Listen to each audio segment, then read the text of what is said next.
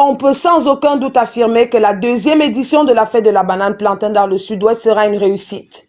Oui, ce sera une réussite parce que tout est mis en œuvre par le président de la filière banane plantain du Cameroun, Samuel Tony Obam, qui en a plein la tête en termes d'idées pour hisser au plus haut niveau la filière banane plantain du Cameroun. Et c'est ainsi que dans la continuité de la belle histoire de la banane plantain, et c'est depuis le passage de témoins à la région du sud-ouest en Vangan, lors de la clôture de la première édition, elle s'écrit « Cette belle histoire est de la plus belle des manières ». Aucun répit, encore moins de repos depuis ce moment-là. Mais que de bonnes nouvelles. D'abord, l'adoubement administratif de la région du sud-ouest par le gouverneur Bernard Okalia Bilaye. La bénédiction des ancêtres à travers le Paramount Chief, Dr Robert Esouka Indele et tous ses chefs traditionnels. Et surtout, l'Assemblée régionale du Sud-Ouest, partenaire officiel de cette fête de la banane plantain par son président Zakus Bakoma Elango. Et c'est ainsi donc qu'après Boya, à plusieurs reprises pour des réunions fructueuses les unes après les autres, le Hilton Hotel pour le lancement officiel du début des préparatifs de cette grande fête, et dans son souci de faire bénéficier au plus grand nombre, ou même à toute la population, des bienfaits de la banane plantain, que Samuel Tony Obam Bikoué a une autre idée géniale, celle d'associer un autre Samuel, pas des moindres, Samuel Eto'o-Fils, le président de la Fédération camerounaise de football, qu'on ne présente plus, à se mettre ensemble pour des lendemains meilleurs, surtout aux anciennes gloires et footballeurs à la retraite en général, à travers la production de la banane plantain. Ce qui a donc suscité ce 9 mai 2023 une séance de travail, ministère de l'Agriculture, filière banane plantain du Cameroun, Fédération camerounaise de football et l'Association des anciens footballeurs du Sud-Ouest à l'hôtel Montfébé à Yaoundé.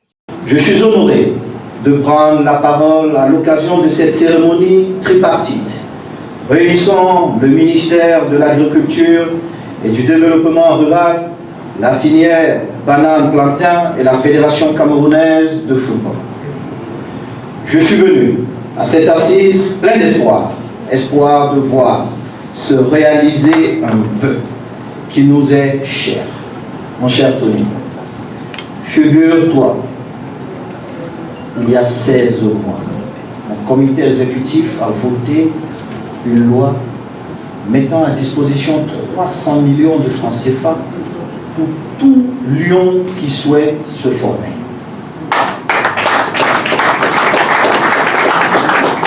Tout lion qui souhaite se former, ancien comme nouveau lion.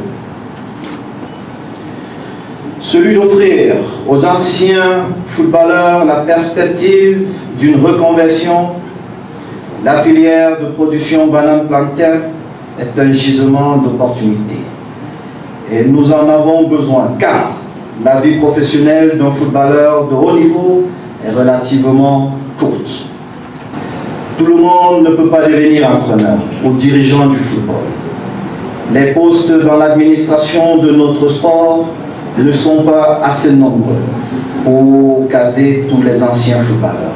Nous devons donc aider ces retraités du football à opérer une reconversion réussie dans le secteur productif parce qu'ils sont encore employables, ont de l'énergie et de la volonté.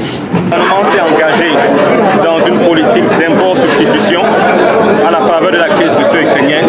Notre objectif est clair, produire 10 millions de tonnes de fruits de banane plantain pour pouvoir commencer à avoir du pain à base de farine de banane plantain, du vin rouge à base de banane plantain, dont nous sommes en plein dans l'import-substitution.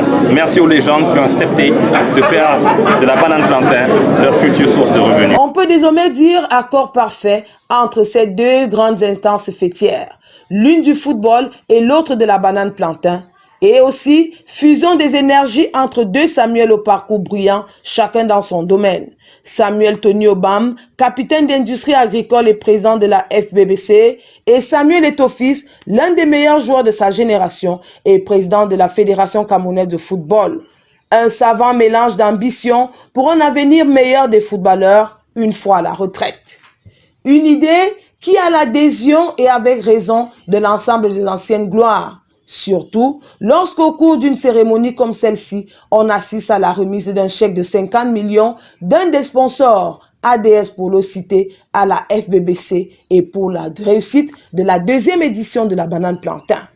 Parce qu'en plus de Fertile Ground, qui est le sponsor officiel de cette fête de la banane plantain, il y en a bien d'autres. Les Britanniques de Belweda, les Nigérians de Aftel, les Camerounais de Unix, Royal Insurance Onyx et d'autres investisseurs espagnols ramenés par le président de la filière banane plantain du Cameroun. Et pour que la fête soit encore plus belle, une touche de pro, un match de gala entre anciennes gloires du Cameroun et ceux du Nigeria. Une sorte de remake entre deux équipes, toutes grandes nations du football et qui se connaissent bien sur l'ère de jeu et même dans l'histoire du football africain. Là encore, fusion des énergies pour une réussite totale de cet autre match du siècle en ouverture de cette fête de la banane plantain qu'on qualifierait aussi bien de fête du siècle. En somme, le président national de la filière banane plantain du Cameroun, Samuel Tony Obam, pense que la chaîne des valeurs de la filière banane plantain est une excellente opportunité pour les anciens footballeurs en investissant dans la filière banane plantain. Avec eux, Tony Obama atteindra l'objectif de 10 millions de tonnes de production annuelle de bananes plantain fixé par la SND 30. En total accord avec le président de la Fédération camerounaise de football, Samuel Eto'o-Fils, qui lui accepte financer l'incubation de la formation de ses pairs à l'agriculture de précision. Et comment ne pas se bomber le torse si tout ceci est sous la tutelle du ministre de l'Agriculture, Gabriel Bayrobé. Pendant cette séance de travail, il a été question de signer un partenariat avec la Fédération camerounaise de football à travers les anciennes légendes du football. Nous avons compris tout de suite que la région du Sud-Ouest pouvait faire de cette fête de bananes une véritable fête agricole, un véritable show américain, et la présence des légendes de football nous ont donné cette assurance-là que cette fête sera vraiment grandiose. Et en tant que ministre de l'Agriculture et du Développement rural, nous avons tenu à rappeler que le chef de l'État, son Excellence Paul Biya, a dit que notre réelle richesse, c'est l'agriculture et que le métier d'agriculteur est un métier noble.